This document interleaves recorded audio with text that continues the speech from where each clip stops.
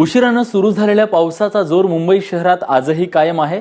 शहरात गेल्या 4 दिवसांपासून होणाऱ्या पावसामुळे सखल भागात पाणी साचलंय, तर ठिकठिकाणी पाणी साचल्याने वाहतूक मंदावलेली पाहायला मिळते।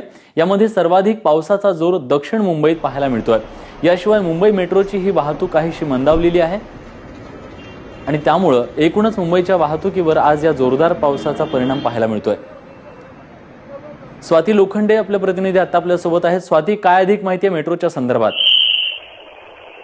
विलास, मेट्रोचं म्हणायचं झालं तर साधारणतः सकाळपासूनच मुसळधार पाऊस सुरू आहे, त्यामुळे व्हिजिबिलिटी म्हणजे समोर दिसणं अगदीच कमी झालंय।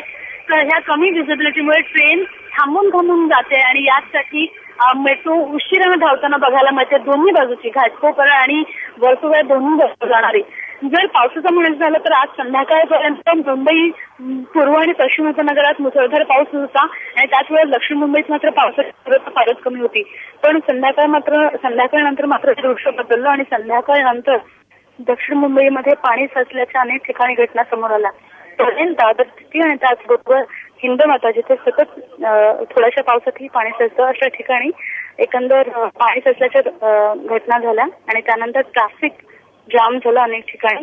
खरं तर मुलुंडसबे हा जो भाग आहे तिकडे जरी लोकांना आता ब्रिजचा पर्याय जरी असला तरी अनेक जण खालून जाणं पसंत करतात।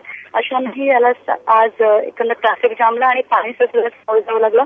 बोईसर जो सबवे आहे तिथेही याच प्रकारची घटना घडली। गांधीनगर विक्रोळी तिथे हीच परिस्थिती, अनेक ठिकाणी पाणी साचल्याच्या घटना आज दिवसभरात बघायला मिळाल्या। पण आताची सिच्युएशन काय आहे सध्या मुंबईतल्या वाहतुकीची?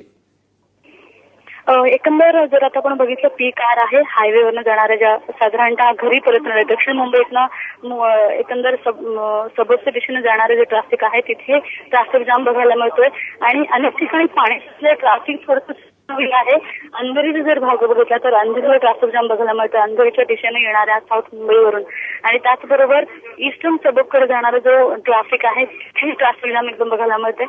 ट्रेनचं झालं तर हार्बर, सेंट्रल आणि त्याचबरोबर वेस्टर्न या तिन्ही रेल्वे उशिराने धावताना बघायला मिळतात।